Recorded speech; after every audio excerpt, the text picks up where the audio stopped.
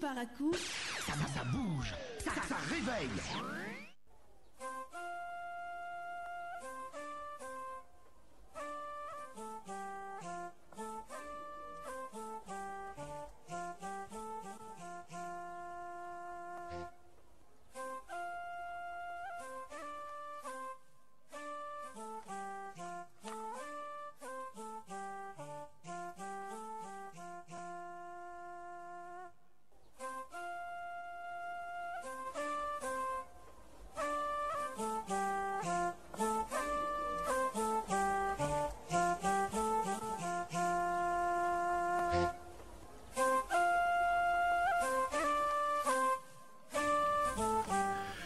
Fidèles de Radioscopie, bonjour. Bonjour à tous, bienvenue sur un grand plateau de décryptage de l'actualité. Les corollaires et municipales du 17 mai dernier ont révélé au peuple une nouvelle configuration dans l'échiquier politique béninois.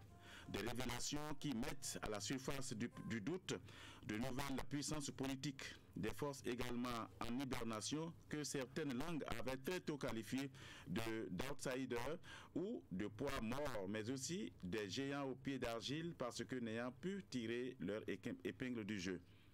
De la nouvelle carte politique du Bénin, nous en parlons. C'est Gédéon Biaou qui assure la mise en onde de cette émission. Vous suivez en direct sur YouTube cette émission grâce au service informatique Adif Lawane, Jules Sogbago. À ce micro, avec vous, mesdames et messieurs, votre serviteur, on m'appelle Adam Oroussé. Dans ce studio, Bob Liassidji Yaovi, juriste, doctorant en droit à l'université d'Abomey-Calavi, Mieti Diko, de la société civile, de l'ONG, plus précisément de l'ONG Citoyen Intègre. Nous allons à l'entame analyser les résultats des urnes. UP 820 conseillers pour 40 mairies, BR 735 conseillers pour 30 mairies et la FCBE 260 conseillers pour 7 mairies. Quelle première analyse faites-vous faire donc de ce schéma du paysage politique à l'issue de ces communales et municipales, Monsieur Bob? Merci beaucoup, Monsieur Adam Oroussé. Et Radioscopie a repris après la campagne électorale, après les élections. Et salut à vos auditeurs, salut au peuple béninois. Par rapport à ces résultats, il faut dire que c'est une confirmation pour la première formation politique qui est l'Union progressiste. Oui. Qu'il vous souvienne que après les législatives de 2019, c'est cette formation-là qui est venue en tête en termes de nombre de députés à l'Assemblée nationale. Oui. Donc, il fallait faire tout possible pour que cette formation politique maintienne ce cap, comme c'est d'ailleurs le slogan. C'est aussi une satisfaction pour la troisième formation politique. Je veux parler des forces corrues pour un Bénin émergent qui entraient dans ces élections-là pratiquement handicapés parce que leur leader charismatique s'était retiré, disons, à jeter l'éponge, et on s'attendait à ce que le peuple ou les électeurs ne suivent pas les consignes que les leaders FCBE qui sont restés en course, notamment le secrétaire exécutif national Paul Humbert et autres, ces consignes-là qu'ils vont donner aux électeurs. Fort heureusement, les consignes ont été suivies et cette formation politique est arrivée à franchir le seuil fatidique des 10%, le seuil d'éligibilité au plan national. Oui. Et cette formation politique est arrivée à franchir ce seuil. Mieux, cette formation politique est arrivée à se positionner de façon très stratégique dans certaines localités du pays. C'est à leur actif. Mais par contre, ce que vous n'avez pas donné dans vos résultats, ce ne sont pas 3 formations politiques qui sont allés à ces élections. Tout à fait. Ils étaient au nombre de 5, notamment le PRD et l'UDBN, qui malheureusement n'ont pas pu franchir le seuil d'éligibilité et par conséquent n'ont pas eu droit à des sièges de conseillers communaux ou municipaux dans nos villes. Oui, c'est fait à dessein, mais dans le débat, nous allons en parler quand même. Merci. Voilà. Merci. Alors, Monsieur Diko, quelle analyse faites-vous de ces résultats après ces communales et municipales? Bon, merci bien et merci à tous les auditeurs qui ont pris le rendez-vous. Tout de suite là, quand je me penche sur le nombre de mairies remportées, 40 pour l'Union progressiste, 30 pour le Bloc républicain et 7 pour le FCB. Bon, c'est clair qu'une certaine hiérarchie a été établie. Mais pour l'acteur de la société civile que je suis, il y a un détail de taille qu'il faut considérer et que nos acteurs politiques ont tendance à ignorer. Je veux bien sûr parler du taux de participation. Parce que ici, normalement en démocratie, on dit que c'est la majorité qui fait la loi. Voilà. Mais chez nous, les lois ont été écrites de sorte que même quand la majorité devient silencieuse et choisit bouder les urnes, on ne l'écoute pas. Donc, je dirais que ces résultats-là, ce sont des résultats en trompe-l'œil. Parce que autrement, si les choses s'étaient passées autrement, tout aurait été forcément différent. Et tout de suite, là, déjà, c'est ma déception que j'affirme. À côté de cela, il y a une autre déception suite à ces élections-là. C'est que par rapport aux nouveaux tests que nous autres avions dénoncés entre-temps et qui sont devenus les lois de la République, il y a eu que beaucoup d'acteurs politiques, beaucoup de partis ont brillé par le manque de respect à ces tests-là. C'est quelque chose de triste parce que même quand nous nous attaquons aux institutions, quelque part, il faut de temps à autre s'intéresser aux hommes aussi qui sont chargés de respecter ces institutions. Tout à fait. Mais globalement, pour une fois, contrairement aux législatives, on n'a pas utilisé de canon, on n'a pas utilisé de chars. Et ces élections, je dirais, malgré le fort taux d'abstention, ces élections se sont passées dans une relative transparence. Dans une relative accalmie. Je ne parlerai pas trop de transparence parce que peut-être dans le courant de l'émission, il y a des détails que les auditeurs ont suivis avec nous. Et ce n'est pas ici que nous allons leur faire l'insulte d'occulter. C'est quoi que là qu'il y a eu. Mais je dirais que nous remercions les uns et les autres qui ont su faire preuve de sang-froid pour qu'on n'aille pas aux extrêmes suite à ces dernières élections. Vous avez fait cas du taux de participation et je rappelle que ce taux de participation est à 47, et quelques 49%, voilà, 49,4%. Et vous estimez que ce n'est pas suffisant pour que ces résultats-là soient vraiment des résultats fiables? Bon, vous voyez, déjà en tant qu'acteur de la société civile, je vais parler pour l'histoire. Et je dis ici que j'ai des doutes quant à ce taux. Est-ce que c'est un taux effectif? C'est des questions. Parce que ça reste à vérifier. Mais de l'autre côté, lorsque nous parlons de majorité, dans beaucoup de démocraties, les gens évitent de parler de majorité simple pour parler de majorité absolue. Donc, dans notre cas précis, dans l'absolu, la majorité c'est absolu. Parce que même 50,001 ou infiniment 0,0 jusqu'à 1, plus que 50 quand même, c'est que la majorité absolue est de ce côté-là. Donc, en démocratie, il y a des pays, il y a des démocraties où, lorsque la majorité absolue du corps électoral ne se déplace pas vers les urnes, c'est que l'on comprend qu'il y a un problème et ces élections sont invalidées et on va même jusqu'à organiser parfois un référendum pour écouter le peuple. Voilà. Monsieur Bob, est-ce que vous êtes d'avis? Est-ce que pour vous, le faible taux, entre parenthèses, dont a parlé Monsieur Dicko, est-ce que c'est de nature à discréditer quand même ces résultats-là? Non, pas du tout. D'autant plus que Monsieur Dicko n'a pas pris le soin d'analyser les différentes composantes de ce corps électoral, les différents facteurs qui peuvent influencer le vote de ces personnes-là en aille de voter. Vous savez, monsieur le journaliste, pour ces élections, la Sénat a dénombré 5 millions et quelques d'électeurs. Lorsqu'on dit dénombré, ça voudra dire de façon réelle, ce sont ces personnes-là qui remplissent les conditions aussi bien d'âge, de position géographique que de situation administrative pour participer réellement à ces élections-là. Et lorsqu'on parle de situation administrative, il faut être détenteur soit de la carte d'électeur ou toute autre pièce d'identité susceptible de vous permettre de participer réellement à ces élections. Il y a un détail très important qu'il faut mentionner, les mouvements migratoires. Je prends l'exemple, nous sommes en 2020. Des étudiants ou des personnes ont été recensées comme élèves dans des collèges et qui ont déjà atteint la majorité. Ces personnes-là vont avoir le bac en 2020, là, en juillet 2020. Elles seront appelées à quitter soit Boycon, soit Malanville, soit Nati-Tengou pour aller fréquenter à Boumé-Calavi, à Parakou, à Abomey ou à Porte-Novo, suivant les lieux de situation géographique des centres universitaires. Mais c'est là où vous êtes inscrit, c'est là que vous votez.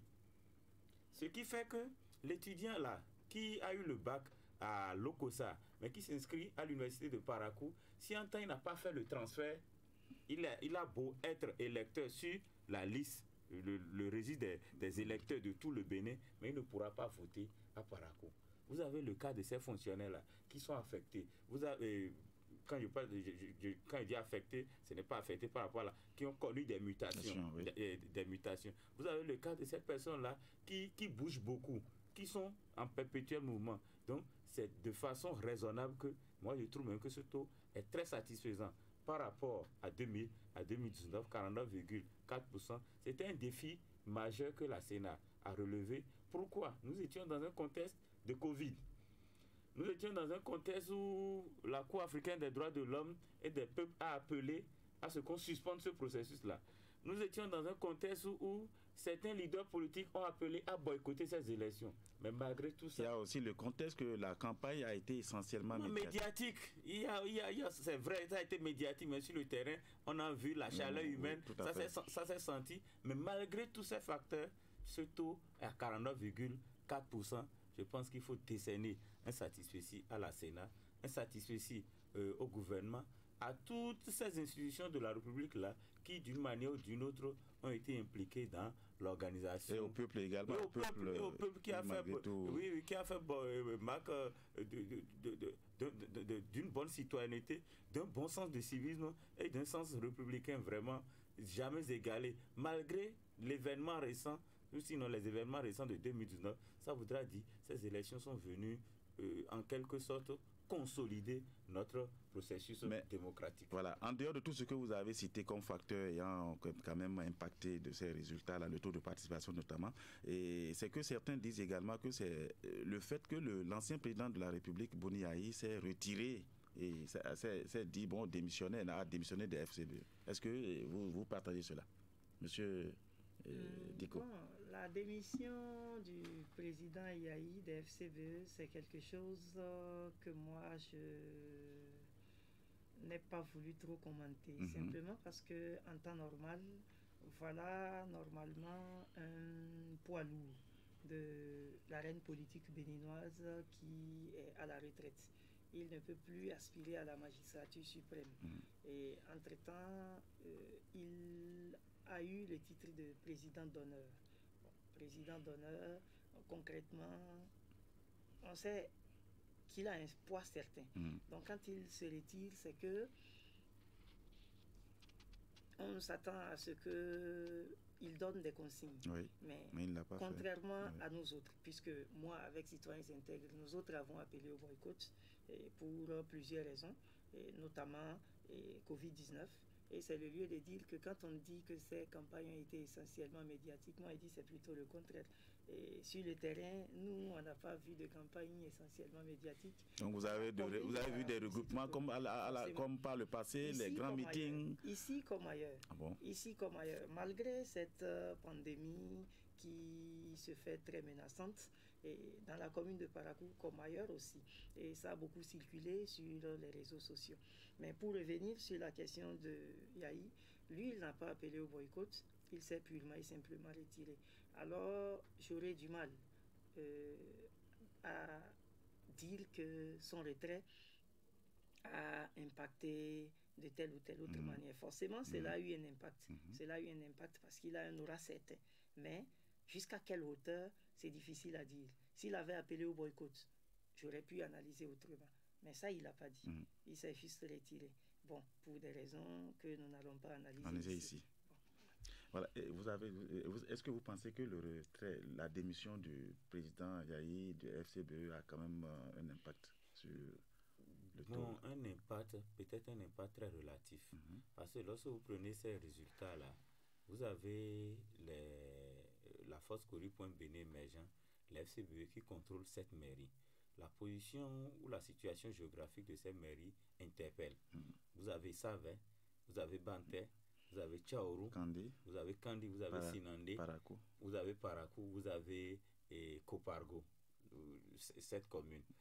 La situation de Tchaourou pourrait amener à dire que le retrait de M. Boni Yahi a eu un impact parce que à ce niveau-là, les FCBE sont venus 3e dans la commune de Tchaourou, l'Union progressiste en tête, le BR en 2e position et les FCBE en 3e position. Mais par contre, à Banté, comme à Savé, à Sinandé, à Kandi et à Bembereke, les FCBE sont venus largement en tête. Et à Parakou aussi, très largement en tête. C'est la preuve que le retrait n'a pas trop impacté. C'est vrai que sur le terrain, les messages politiques, le discours politique exhortaient les gens à aller voter parce que si ils arrivaient à gagner, c'est que Yahi reviendrait en 2021 au pouvoir. Peut-être ça a aussi impacté les choses d'une manière ou d'une autre. Tout est question d'intrigue politique. Voilà. Et ça se joue à qui veut bien jouer. Voilà. Est-ce que les trois partis, à savoir l'Union progressiste, le Bloc républicain et les forces Kori.Bénin émergents, ces trois partis, sont-ils réellement d'envergure nationale et comme souhaité par les réformes du système partisan? Monsieur Diko. Est-ce que les trois partis sont d'envergure nationale? Et d'abord et avant tout, à ce niveau-là, je dirais que nous autres restons sur notre faim. Nous restons sur notre faim parce que la charte des partis politiques a imposé dans la volonté de ceux qui ont amené cette charte-là, dans leur volonté de donner une envergure nationale, ils ont imposé que par commune, chaque parti ait 15 membres fondateurs. Donc, en temps normal, les 5 qui ont compéti, ont pu remplir ces conditions-là. Mais de façon concrète, moi, je crois que nous n'avons pas encore un parti d'envergure nationale. Aucun des trois n'est un parti d'envergure nationale. Il ne faut pas se voiler la face. Et quand on suit les événements, pour quelqu'un qui a suivi les événements à Parakou, et à Djougou, à Porte-Novo et ailleurs aussi, un peu partout à travers les communes du Bénin, on s'aperçoit que l'envergure nationale n'a pas été la priorité des gens. Et au contraire, ce code-là, vous voyez, en son article 4, il stipule que les partis politiques doivent défendre la démocratie et défendre la cohésion et l'unité nationale. Bon, en son article 5, rapidement, le code dit que les partis politiques doivent proscrire l'intolérance, le régionalisme, la xénophobie, le sectarisme, etc. Mais quand nous considérons ces campagnes-là, ce n'est pas la nation qui a été au cœur de la campagne. Alors, c'est difficile de parler d'envergure nationale. Des propos malheureux tenus à Parakou ici par plusieurs candidats, des propos régionalistes, des propos xénophobes. Et du côté de Djougou, c'est pareil aussi. Et quand le code parle de cette façon, nous avons normalement, on devait nous prévoir une sanction. Donc, un peu partout à travers nos communes, les gens ont joué sur ces fibres régionalistes-là, ethnocentristes, et sur ce sectarisme-là. Et c'est ce qui a fait que chacun, dans son coin, a fait, je dirais, son petit travail pour pouvoir, à son corps défendant, gagner quelque chose. Donc, dans ces conditions, parler d'envergure nationale, moi, je crois que non. Au contraire, j'ai même entendu dans des forums du côté de Djougou un forum essentiellement où les gens parlent le dindi de là-bas, et le yom aussi. Quand je les ai entendus, je me suis dit, voilà. Et nos thèses ont peut-être ces reproches que nous, on leur reproche, mais nos dirigeants, ils doivent comprendre qu'il faut cesser le dialogue de sourds avec la base. Parce qu'il y a comme une déconnexion entre ceux qui nous gouvernent. Et ça ne date pas d'aujourd'hui. Ce n'est pas ce régime qui a instauré cela. Donc les gens font semblant de ne pas comprendre ce dont les populations à la base ont besoin. Mais je vous dis, les propos que moi j'ai pu entendre me font peur. Et dans ces conditions, les résultats glanés ça et là par ces trois partis que nous citons, c'est-à-dire UP, BR et FCBE, ces résultats, j'ai dit, une fois de plus, sont en trompe-l'œil. Parce que je crains que l'on soit en train de se filer du mauvais coton. Je crains qu'à terme, on bascule dans autre chose que la démocratie. Voilà. Monsieur Bob, parti d'envergure nationale, est-ce que nous en avons ou pas au Bénin? Absolument, oui, nous en avons. La preuve est que dans le code électoral, il est prescrit que toutes les formations politiques présentent des candidats dans les 546 arrondissements du Bénin. Oui, si vous arrivez déjà à avoir 15 personnes par commune pour vous faire enregistrer comme tel, comme parti politique au niveau du ministère de l'Intérieur, qu'au niveau du code électoral, ça c'est la charte qui prévoit les 15 personnes par commune. Maintenant au niveau du code électoral, qu'on vous exige de présenter des candidats dans les 546 arrondissements, c'est une preuve pratiquement irréfutable que vous êtes plus ou moins présent.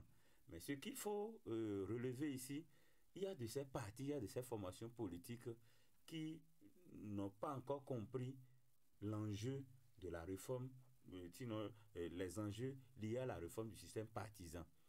C'est notamment le cas de ces formations politiques-là qui n'ont pas pu avoir les 10% au plan national comme seuil d'éligibilité au plan national. Lorsque vous prenez même la cartographie politique issue de ces élections, c'est à la suite de la proclamation des résultats par la Sénat, vous voyez que pratiquement du nord au sud, de l'est à l'ouest, les formations politiques, à l'exception des FCBE, qui n'ont pas fait trop de merveilles dans la partie méridionale du pays, à l'exception de Bopa, où ils ont eu 7 conseillers, que ce soit le BR ou que ce soit l'UP, ces formations politiques-là sont arrivées à s'imposer sur le terrain. C'est vrai qu'on pourrait avoir autres résultats si d'autres formations politiques avaient réuni les conditions nécessaires pour participer à ces élections-là. Mais une élection, c'est un examen. N'y participent que ceux qui ont réuni les conditions pour y aller. Exemple, vous ne pouvez pas aller au bac si vous n'avez pas le BPC, me semble-t-il. Tout à fait. Vous voyez un peu. Donc, depuis un moment, oui. Voilà. Donc, c'est des choses normales. Et les acteurs politiques qui ont vu leur dossier recalé par la Sénat ont saisi même la Cour suprême. La Cour suprême a vidé le dossier et a confirmé que ce que la Sénat a fait était un bon travail. Donc, ce qu'il faut souhaiter, c'est que ceux-là qui sentent encore la nécessité de participer à l'animation de la vie politique, mais qui ne sont pas dans l'une ou l'autre formation politique, que ce soit les trois qui ont pris part à ces élections-là, et qui se réunissent, qui se mettent en bloc, qu'il s'agisse du PLD, qu'il s'agisse de UDBN, qu'il s'agisse de DUD, de Valentin Roudé, qui se mettent en bloc pour être plus ou moins représentatifs au plan national. C'est un gage de développement, c'est pratiquement l'un des gages nécessaires pour le développement du pays. Sinon, ce que nous avions avant, ce ne sont pas vraiment des partis politiques, c'était des clubs électoraux, comme nous avions pris l'habitude de le dire, où on contrôlait une ville, on contrôlait un département, des fois même c'est un arrondissement qu'on contrôle, et on dit que nous sommes parti politique. Non, ce n'était pas bien. Voilà. Mais là maintenant, vous avez des leaders politiques. Pour revenir au fait que certains, sur le terrain, certains tenaient des propos xénophobes et régionalistes et autres, je dirais que c'est humain. Ce que nous condamnons, moi je le condamne. Mais lorsque vous prenez les responsables de ces formations politiques au plan national, ils n'ont jamais tenu ces propos. Et puis c'est devenu un problème. lorsque vous parlez d'étrangers, on veut parler d'étrangers, ça n'a lieu que dans les villes où on a une certaine... Forte concentration, c'est-à-dire les villes à caractère cosmopolite. C'est dans ces localités-là que vous allez entendre, nous on ne peut pas être ici et d'autres personnes vont venir. Mais quand vous allez dans une commune comme Kalalé, vous n'allez pas entendre pas du tout ce débat. Donc, c'est des choses que nous déplorons, qui sont humaines et qu'il faut travailler à corriger avec le temps. Le système partisan, on est encore à nos débuts. Ça a été adopté en 2018, nous sommes en 2020, 2 ans à peine. Il faut tolérer certaines choses et souhaiter que ces travers-là soient corrigés. Voilà, dans le contexte actuel, il est fort, il est quand même chose. L'UP demeure la force, la formation la plus forte, mais le BR, grenier de grosse pointure politique d'hier, n'a pas convaincu réellement. Quelqu'un avait le désir d'évincer la vieille classe politique. Est-ce le début de ce difficile exercice ou est-ce un mirage? Non, mirage. Non, le BR, il faut comprendre la situation du BR. Le BR, c'est pratiquement les frères jumeaux des FCBE d'aujourd'hui. Oui. Le BR, ce sont des acteurs politiques qui ont pratiquement servi avec l'ancien président de la République, Yahi Boni. Voilà. Donc, le problème, la mayonnaise n'a pas encore totalement pris. Il faut que les gens excusent que je parle ainsi. Ces élections-là, entre griffes, c'est une débâcle, c'est une raclée pour le BR. Pourquoi? Le siège national du BR, c'est Parakou. Oui. Mais le BR a perdu Parakou. Siège politique national, c'est Parakou. BR a perdu Parakou. Mais à l'opposé de ça, le BR a gagné une ville stratégique, la ville de Boycon. Ça, c'est vraiment à leur actif parce qu'ils ont changé de méthode. Ils ont compris que les enjeux ne sont pas des débats de personnes, mais qu'il faut miser sur le développement. Et là, ils ont gagné vraiment, et Boycon roule les mains, c'est à leur actif. Donc, ce n'est pas un mirage.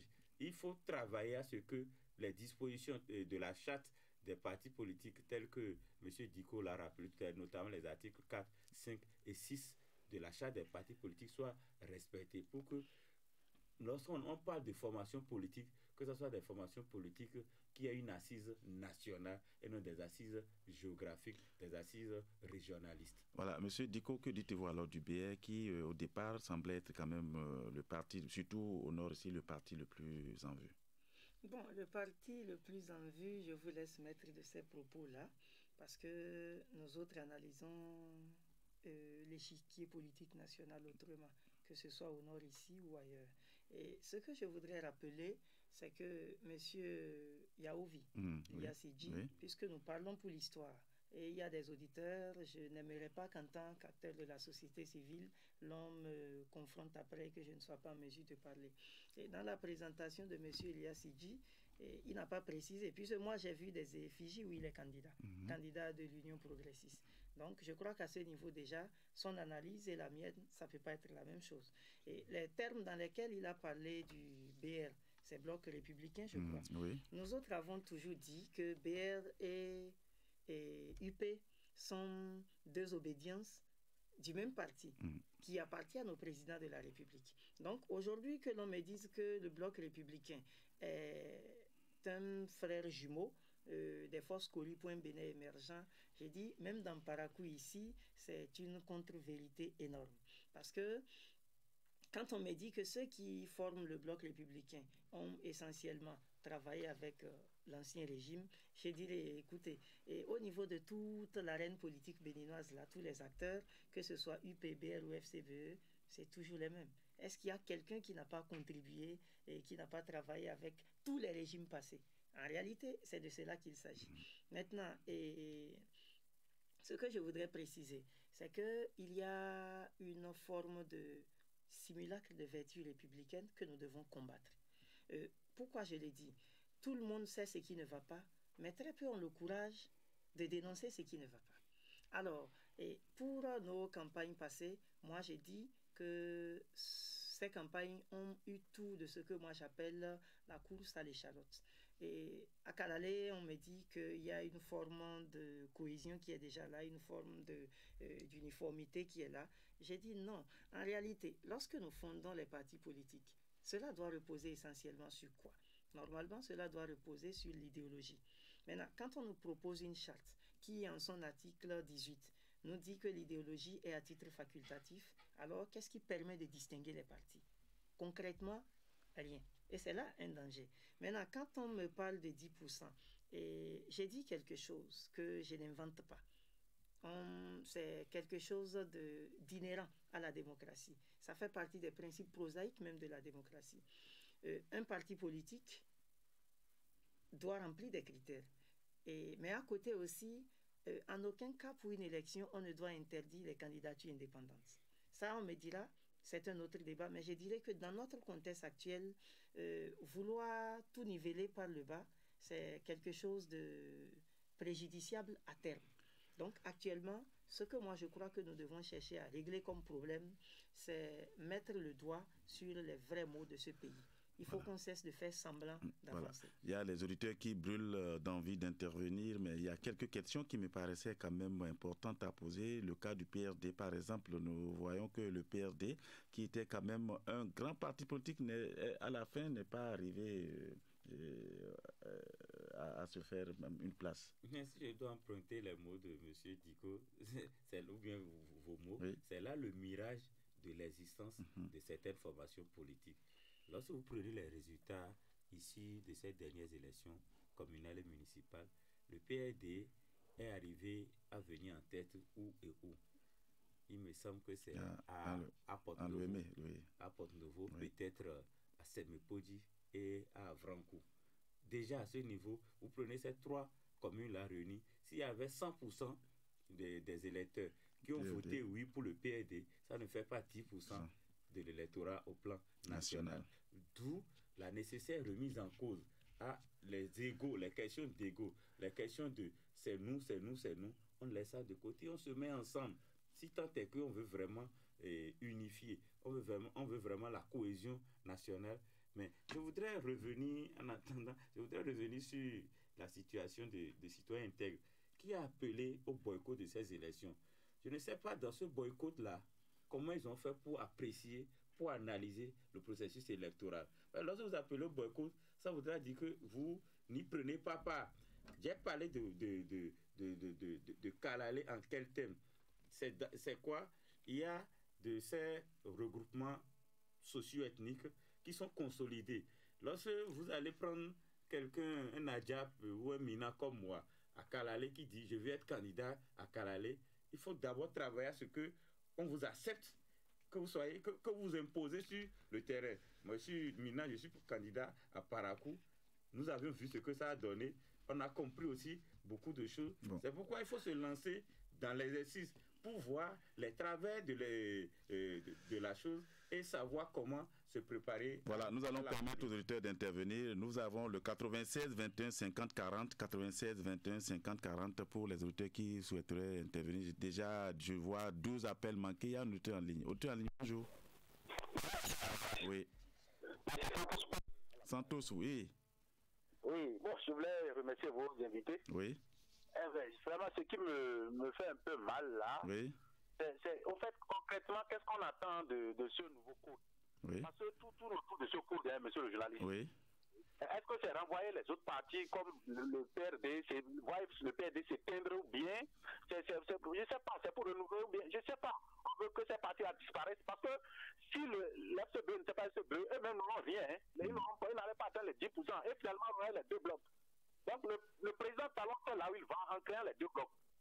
Est-ce que le PRD qui devait avoir deux blocs, c'est-à-dire il devait avoir PRD au sud et un autre parti au nord, parce que les deux partis se sont divisés, les deux blocs du patron se sont divisés, l'autre est fort au sud, l'autre est fort au nord. Ou bien il faudrait aussi avoir deux partis d'opposition qui sont un au sud, un au nord. Moi je ne comprends pas. Finalement, qu'est-ce qu'on veut? C'est ça que je voulais demander à vos deux invités. Okay. Concrètement, on va tomber dans quoi? D'accord, ils vont vous répondre tout à l'heure. Nous allons prendre un deuxième auditeur. Merci, monsieur Santos Paul. Nous allons prendre un deuxième auditeur. Mais en attendant, est-ce que vous... Voilà. Auditeur en ligne, bonjour. Oui, bonjour, monsieur le journaliste. Oui. C'est Rachid Anan de Tchoupanika. Anan, oui. Rachid Anan, allez-y. Oui. Moi, j'ai une question à poser à monsieur Bob. Oui. Est-ce qu'aujourd'hui, on est en démocratie réellement? Pourquoi je dis ça? Si aujourd'hui on est en démocratie, est-ce qu'on peut amener toutes les parties politiques de se regrouper? Une personne ne peut jamais sortir sa tête. C'est ma première préoccupation. Oui. Monsieur Bob, est-ce que si aujourd'hui ils ont dit qu'il y a le nombre de votants, dans votre quartier, est-ce que les gens ont sorti pour voter massivement? Merci, monsieur Rachidi Anan. Un autre auditeur en ligne. Auditeur en ligne, bonjour. Auditeur en ligne, bonjour. Bonjour, monsieur le journaliste. Oui, bonjour, monsieur. Présentez-vous. Garba Alassane depuis Kandi. Garba Alassane, Kandi, oui. Oui, permettez-moi d'abord de vous dire merci beaucoup par rapport au thème que vous avez amené aujourd'hui. Oui. Et dire merci beaucoup à nos invités. Mais, monsieur le journaliste, je voulais quand même que nos leaders politiques comprennent certaines choses. Parce que nous sommes au niveau de la base et nous savons certaines choses, mais il faudrait qu'on soit un peu clair par rapport à ces choses. Quand j'écoute un peu madame qui a intervenu sur certains points-là, au niveau de Kandi, par exemple, c'est vrai, c'est la CDU qui a pris le pas. Au niveau de Kandi, c'est la CDU qui a la mairie.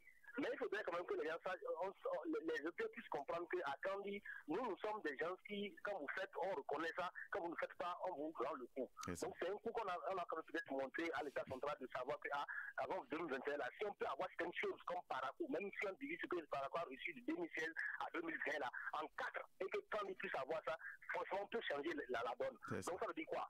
La politique de Kandi est un peu bizarre. Les Kandiens, je suis Kandi 100%, je sais de quoi on peut parler. Donc il faudrait quand même que les gens nous disent que Kandi est en opposition. Non, Kandi veut voir. Par exemple, nous avons, ne dites pas que les gens sont sortis du cadre du débat. Mais nous avons un projet qui devait réhabiliter la voie Bourdon-Malandi. Et depuis près de 4 ans aujourd'hui, rien n'a démarré. La façade, on n'a rien eu à Kandi. C'est vrai, nous avons eu des postes politiques. Le préfet, le ministre, le président des institutions au niveau de la HAC. Mais ce n'est pas de ça que nous voulons. Nous voulons d'autres choses. Le développement réel. Allez-y à Parakou, voir ce qui se passe à Parakou depuis 2016. Charles Tokon a bénéficié de beaucoup de projets. Et le chef d'État a investi beaucoup de choses. Mais qu'on dise qu'aujourd'hui, ce n'est pas DIP qui a réalisé le Parakou, c'est bizarre. Donc la politique de Kandi, c'est autre. C'est ce que j'ai à dire ce matin. Donc, à Kandi, c'est pour sanctionner, pour dire que le gouvernement n'a pas fait à Kandi. Oui, c'est ça. C'est d'abord le qui parle. Si aujourd'hui, dès demain, les projets commencent à Kandi comme Parakou. Je dis, divisons ce que Parakou a réussi 5. Je vous jure que vous allez voir ce qui va se passer en 2021. Garba Hassan, merci beaucoup. Oui, merci. Oui. On va attendre, on va prendre un quatrième auditeur. Voilà. Un auditeur, quatrième auditeur en ligne. Auditeur en ligne, bonjour. Bonjour, auditeur en ligne. Oui. Alors, vous avez demandé à M. Chabi Denis de Parakou. Chabi Denis, Parakou. Oui, allez-y. Alors, c'est parce que le PRD n'a qu'à s'en prendre à lui-même. C'est sous son lettre qui a été voté. C'est ça. Et le président de l'Assemblée était le président du parti. C'est-à-dire, je veux parler de M. André Ngwedji. Oui. Alors, donc, c'est ça la démocratie. La démocratie, c'est un régime politique dont la mise en application n'est pas sans écueil. Alors, en ce qui concerne le cas de Parakou, je voudrais simplement dire que je l'avais dit entre-temps, lors d'une émission que M. Habib avait organisée, et j'avais dit que c'était une erreur politique. Il va falloir faire beaucoup attention à Parakou. Et comment l'avenir a démontré que ce que j'ai dit a été vrai. Donc, ce que je demande actuellement, c'est que la main dans la main, on ne dit pas opposant, comment les mouvanciers, non. La ville de Parakou est une ville cosmopolite qui appartient à tout le monde. Alors, on essaie de boucher la gâterie pour que tout aille de l'avant. Nous voulons le développement et non la guerre de personnes. C'était Chabi Denis. Merci beaucoup, M. Chabi Denis. Cinquième auditeur, avant que je donne la parole aux invités en studio, on va prendre un cinquième auditeur. Cinquième auditeur en ligne, bonjour. Oui, bonjour, c'est Rachid Anan, Oui, allez-y. Moi, je voulais poser à vos invités une question. Est-ce qu'aujourd'hui, on est dans la décentralisation? Pourquoi j'ai dit ça? La suspension des recrutements dans des communes, si ça se passe au moins 3 ans, est-ce qu'on est dans une vraie décentralisation? Bonjour. Merci bien. Voilà, chers invités, nous allons d'abord prendre cette première vague. Si le temps nous permet, on pourrait ouvrir encore l'antenne pour ceux qui voudraient. Alors, vous avez noté les questions. Voilà, Paul Santos s'interrogeait sur vraiment ce nouveau code. Oui, monsieur. Okay. Si vous permettez, vous voyez ce code-là, et rapidement, je dirais que si nous on a appelé au boycott, je disais que c'est pour principalement 2 raisons. Et la première, la plus actuelle et scientifiquement la plus prouvée, c'est la pandémie du Covid-19. Maintenant, la deuxième, qui avait été notre seule raison à l'occasion des législatives, c'est le contenu de ce code et de la charte aussi. Parce que nous avions parlé en son temps de loi scélérate et nous continuons de parler de loi scélérate. Et bon, quand on appelle au boycott, ça n'empêche pas d'aller vérifier si le boycott a eu lieu. Donc ça, c'est entre parenthèses, monsieur Liassiki. Et ça n'empêche pas d'aller voir si cela a été suivi. Et pour revenir à ce que nous disons, et ce qui est triste, c'est que au niveau de ce code-là, nous autres personnellement avons été partisans, avons milité pour la révision de nos textes de loi. Mais les gens ont profité de la grande aspiration populaire pour la révision, le toilettage des textes, pour nous imposer autre chose que ce que nous voulons. En rien, ce code n'est en harmonie avec la volonté populaire. Prenons le code. Quand, pour ne pas revenir sur les législatives, hein, et quand on nous parle de partis d'envergure nationale et qu'on fixe des critères, je disais tantôt, en démocratie, on ne doit pas interdire les candidatures indépendantes. Et quand on fait une charte et qu'on dit que l'idéologie est facultative, alors ça veut dire que ça fait bonnet blanc, blanc bonnet. Et entre ce qui se passait avant et ce qui se passe aujourd'hui. Aujourd'hui, et vous voyez, M. Paul Santos, il a posé un problème, le clivage nord-sud. Le code était censé venir régler ce genre de problème. Mais en réalité, est-ce que cela a été résolu? Vous voyez, il finit en nous demandant, on va tomber dans quoi si nous continuons de cette façon? Avant lui, je disais déjà sur ce plateau que je crains qu'en continuant sur cette lancée-là, que le gouvernement, que le régime en place nous impose, parce que c'est le régime qui impose. En continuant sur cette lancée, je crains que nous finissions pas basculer dans autre chose que la démocratie. Je l'avais dit. Donc, vous voyez, quand il vient, il pose ce problème. Est-ce qu'il faut que les opposants aient également des partis divisés en deux, un parti d'opposition au sud, un parti d'opposition au nord? Je vous dis que le problème n'a changé en aucun point. Même pas d'un iota, le réel problème de ce Bénin n'a pas changé. Et le citoyen a besoin d'une éducation à la citoyenneté. Maintenant, comme je ne vais pas monopoliser la parole, Rachid Yana demandait si on est toujours en démocratie. Oui, oui, il a bien raison de poser la question. Moi, j'ai surpris quelqu'un en Yom, une langue dans laquelle je me défends un peu, dans le forum de Djougou dont je vous parlais. Le monsieur, il dit, un maire, normalement, lorsque le président de la République veut visiter la commune, c'est le maire qui l'accueille. Et c'est le maire, normalement, qui le dirige. Mais nous avons constaté que lorsque le président vient, et le maire de la commune devient comme un vulgaire valet, il n'est même pas en mesure de se mettre à côté du président, il fait les rangs comme tout le monde. Il dit ce n'est pas de cela que nous voulons. Lui, il n'est pas allé à l'école. Mais il y a une aspiration légitime qui est là. Et quand vous allez du côté des États-Unis, il y a des maires qui refusent même de recevoir le président de la République. C'est cela la démocratie. L'essentiel, c'est d'être en phase avec vos électeurs. Maintenant, et lorsque nous ne réglons pas ces problèmes-là, on ne peut pas dire que nous voulons avancer. C'est pour cela que je continue de dire que tant que l'idéologie ne sera pas le socle, c'est que c'est des querelles de personnes que nous aurons. Et à force d'aller de querelle de personne en querelle de personne, à force d'organiser des courses à l'échalote qu'on appelle abusivement élection, on va finir par basculer dans autre chose. Et c'est ce que nous autres ne voulons. Monsieur Bob Liassigi, vous avez également noté, des gens vous ont même interpellé. Il faut que les gens comprennent les problèmes du clivage nord-sud, tout ça. Non, c'est des arguments battent en brèche. Pourquoi? On a toujours dit que le BR, c'est le parti du Nord, l'UP, c'est le parti du Sud. Vous prenez ces résultats, les résultats issus de ces élections, dans le mono, à l'exception de Bopa, le BR contrôle 4 communes, c'est-à-dire Oyobe, Atiémé, Komé et Komé. Bon, Grand Popo, c'est l'Union progressiste et Bopa aussi, c'est l'Union progressiste. Vous prenez ces mêmes résultats, vous allez dans la Takora. Et Atakora Est. Oui. À l'exception de Materi qui a été pris par les BR, vous avez Kobli, vous avez Bukumbe, vous avez Tangueta qui sont contrôlés par l'Union progressiste. Vous venez dans le Borgou, Kalale, Segbana, c'est l'Union progressiste. Donc quand on dit qu'il y a des partis qui sont des partis du Sud, mais qui contrôlent les mairies, les exécutifs communaux, sinon des exécutifs communaux du Nord, ces débats-là doivent tomber d'eux-mêmes. On n'a même plus besoin d'autres arguments pour dire que ça tient encore, ces clivages-là tiennent encore. Quelqu'un peut la question de savoir si nous sommes réellement en démocratie. Oui, si nous n'étions pas en démocratie, le vote ne serait même pas permis. On n'aurait même pas permis que le dépouillement se fasse devant tout le monde et qu'on sache que quand vous allez à Goromoso, fief de certains barons du régime, que les FCBE sont venus en tête. C'est justement cela, la démocratie. La démocratie, c'est quoi aussi? C'est le fait que vous soyez à même de dénoncer les cas de fraude et que ces dénonciations-là soient prises en compte. Sinon, à quoi servent les élections? Le dernier a parlé de la suspension des recrutements. Nous ne faisons pas de l'anarchie. Oui. Nous ne faisons pas de l'amalgame.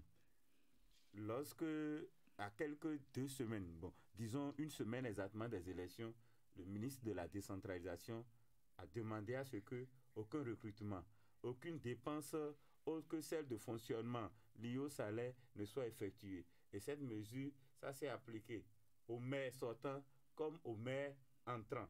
Donc cela s'applique à tout le monde. Lorsque le besoin va se faire sentir, qu'il y a recrutement, qu'il y a nécessité de pouvoir en ressources humaines au niveau de certaines mairies, la décision va être prise. Mais que les gens n'oublient pas que la décentralisation, l'un des piliers de la décentralisation aussi, c'est la tutelle. C'est le préfet, en tant que représentant du gouvernement, qui décide ensemble avec vous de ce que vous pouvez faire, de ce que vous ne pouvez pas faire, au regard des tests. C'est pourquoi on dit qu'il n'y a pas de tutelle sans test. Donc, que les gens ne croient pas que les maires qui sont élus, les 77 maires qui sont élus là, ont des baguettes magiques pour régler les problèmes de développement. Non. Ce sont des maires qui sont élus, mais qui sont appelés à travailler en étroite collaboration avec toutes les structures de l'État.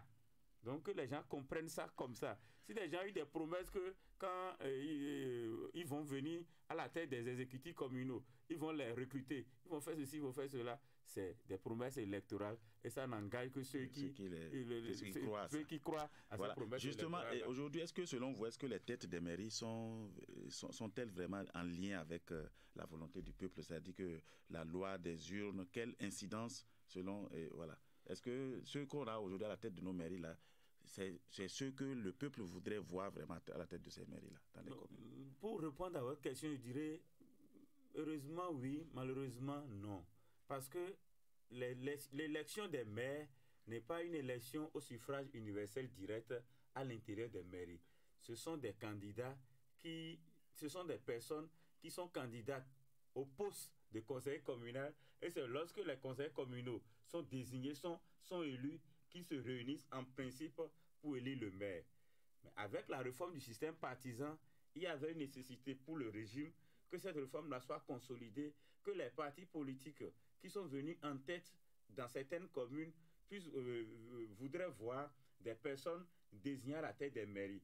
Mais avec les blocages qu'il y a eu, il a fallu une relecture en procédure d'urgence du code électoral, ce qui fait que peu ou prou, ce qui est heureux avec le code électoral, qu'il s'agisse du code électoral de 2019, que celui relu tout récemment, aujourd'hui, une formation politique venue minoritaire après les élections ne peut plus contrôler l'exécutif d'une mairie. C'est la formation politique majoritaire qui désigne le maire et les adjoints au maire et aux besoins. Voilà, monsieur Diko, en tant que société civile, vous avez observé, vous avez vu ce qui s'est passé, vous savez aujourd'hui la configuration. Est-ce que ce que nous avons aujourd'hui à la tête des mairies reflète véritablement la volonté du peuple?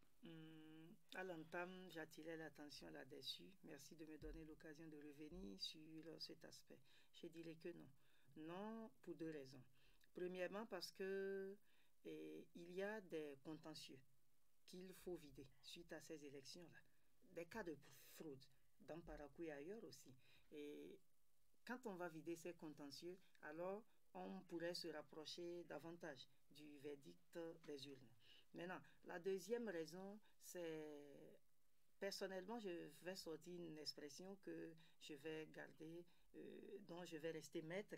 Je ne vous invite pas à me suivre. Je dirais qu'il y a... Je parlais de doute quant au taux de participation. Moi, j'ai dit que je soupçonne une volonté de maquiller le taux de participation. Rachid Yana a posé une question.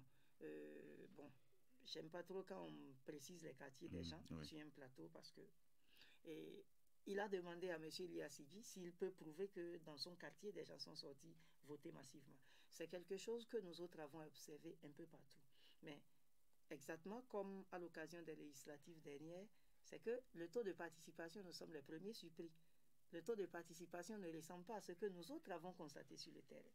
Alors, c'est pour cela que j'ai dit, ici, il serait suicidaire, il serait insultant, il serait méprisant de vouloir faire croire que le tableau là que nous avons suite à ces élections est en phase avec l'aspiration populaire. Je vais finir en disant une chose précise. Nous autres, nous ne demandons pas de poste, contrairement à ceux qui sont candidats ou à ceux qui sont acteurs politiques. Nous ne voulons rien, rien d'autre que le développement. Et pour cela, nous disons une chose. Et ce n'est pas parce que vous voulez plaire au chef qu'il faut refuser de lui dire la vérité. Quand le chef se trompe, il faut avoir le courage de lui dire « Chef, vous vous engagez dans une impasse ». Aujourd'hui, M. Liassidji a lâché l'expression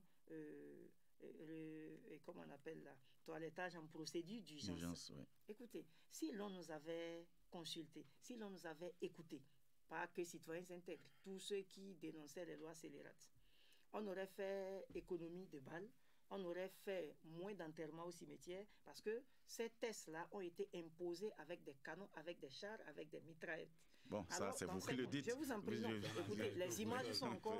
Nous sommes diffusés, oui. Nous sommes diffusés sur YouTube parce que vous voulez être vus partout. Alors, sur YouTube, n'importe qui nous écoute, et vous également, on peut aller vérifier. Les informations sont là. Le monde nous suit. Il n'est pas bien que l'on rie de notre pays. Toujours l'Afrique, toujours l'Afrique. Donc, ici, ce que nous disons... Si l'on nous avait écouté depuis, ce n'est pas maintenant qu'il faut aller en procédure d'urgence pour toiletter. C'est parce que ceux qui nous ont imposé les lois ont été pris à leur propre piège. Ça, c'est notre analyse, qu'ils sont tenus de toiletter. Ils ne toilettent pas pour être en phase avec l'aspiration populaire. Non, ils toilettent juste pour sortir le lasso qu'ils se sont mis au cou pour se pendre. Voilà, le temps s'en est allé, mais il y a quand même une question qu'on ne devrait pas occulter. L'UDBN, la seule formation politique dirigée par une femme, est au bas du tableau. Le genre en politique, quelle image pour le Bénin? Le genre en politique, oui, question très pertinente. L'UDBN, non, il faut faire remarquer que il y en a qui se font des illusions sur leur popularité. Il y en a qui se font des illusions sur leur représentativité. L'UDBN devrait la prendre à ses dépens. L'UDBN n'est pas encore une formation politique à proprement parler. Je ne sais même pas si dans un arrondissement du Bénin, sur les 546, l'UDBN est venu en tête quelque part. Mieux que le PRD, ou à Porte-Novo, le PRD est venu en tête. Le genre n'est pas le problème, parce qu'au niveau de l'UP, au niveau du BR, au niveau des FCBE, il y a des femmes qui ont été positionnées et qui ont été élues brillamment, haut les mains. La preuve est qu'à Kandi, c'est une femme qui est élue maire FCBE. Donc le genre n'est pas le problème de l'échec de l'UDBN. Voilà. Le problème de l'UDBN, c'est un problème structurel, c'est un problème de maillage du territoire national par la politique. En quelques mots, quelques secondes, votre mot de la fin en même temps. Mon mot de la fin, c'est de remercier la Sénat qui a fait un travail formidable, un travail professionnel, qui a su tirer leçon des couacs des législatives de 2019 pour nous permettre de vivre une élection, ces élections-là, de façon apaisée, d'y participer de façon libre et d'avoir des résultats plus ou moins transparents. Que ceux qui croient que ces taux de participation-là, ces résultats-là, ont subi des maquillages, nous sommes dans un état de droit après tout. Ils ont toujours aussi la possibilité de contester les taux de participation devant les structures qui sont chargées de ces questions-là. Bob, merci. Monsieur Diko, rapidement et en même temps votre mot de la fin. Bon, par rapport à l'UDBN, j'ai toujours dit que l'idéologie n'a pas de sexe. Alors, les idées venues de l'Occident que l'on essaye de nous imposer sont une erreur.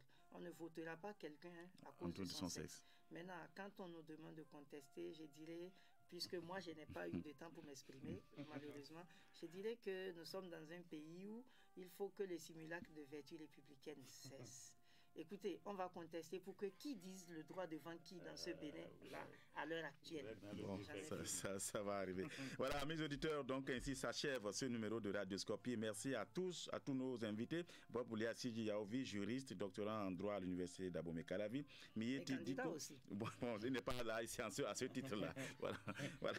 Donc, Mieti Diko, membre de la société civile et de l'ONG Citoyens Intègres. Voilà. Et également, merci à toute l'équipe de réalisation de cette émission, à la mise en onde, Martin Tomavo, assistant de réalisation. À la mise en onde, c'est bien sûr Gédéon Biaou, et assistant de réalisation Alagbe Aziz et Ekiliro Gounoussero. Mise en ligne YouTube de cette émission, Jules Sobago, Adif Lawani, Herman Agbotonou, certainement Idriss Abdoulofou qui est là ici. Je n'ai pas vu Herman, mais c'est toute une équipe, même s'il n'est pas là, il participera certainement à la mise en ligne de cette émission. À nouveau, donc, vous pourrez suivre Radioscopie à la demande sur YouTube en tapant Essai Radioscopie. Puis, vous choisissez la date du 14, où aujourd'hui nous sommes le 14 juin 2020. Mesdames et messieurs, moi c'est Adam Orossé et passez une agréable journée dominicale en compagnie des programmes de Radio Parakou. Merci à toutes et à tous.